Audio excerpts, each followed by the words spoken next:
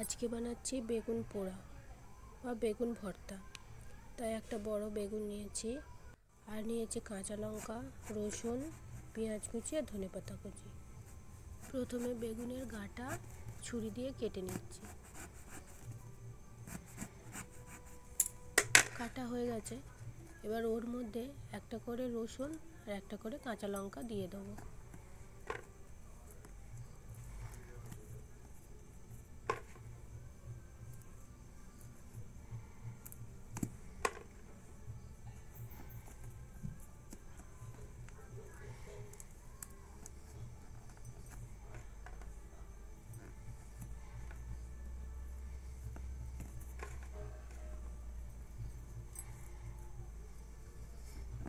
দেওয়া হয়ে গেছে, এরপর অল্প একটু সরষের তেল নিয়ে নিচ্ছি, নিয়ে ভালো করে বেগুনের গায়ে মাখিয়ে নেব।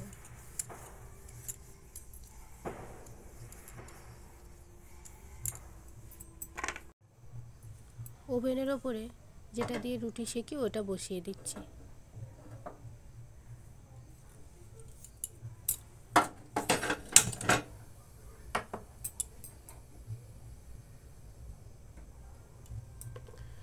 আঁচটা একদম লো টু মিডিয়াম রাখতে হবে। তারপর ওই বেগুনটা ওর মধ্যে দিয়ে দিলাম।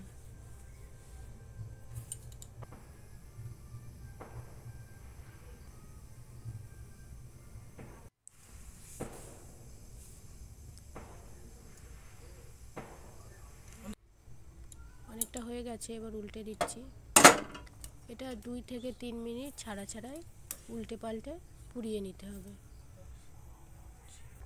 এটা আমার মা সাধারণত কাঠের উনুনেই করে, তো আমার এখানে উনুন নেই, তাই আমি গ্যাসে করছি।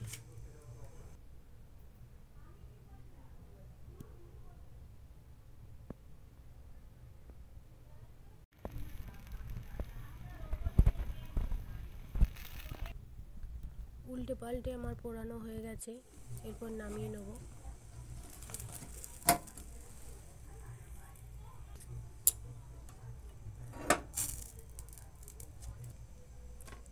নামিয়ে নিয়েছি, এরপর ওপরের খোলাগুলো ছাড়িয়ে দেবো।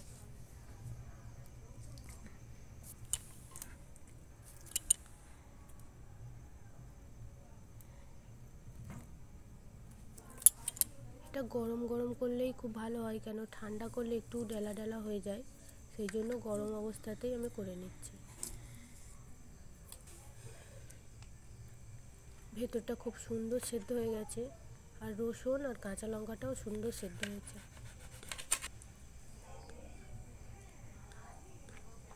সব কিছু ভালো করে ছুরি দিয়ে একটু কেটে কেটে নেবো, নিয়ে আর চামচ দিয়ে মাখিয়ে নেব।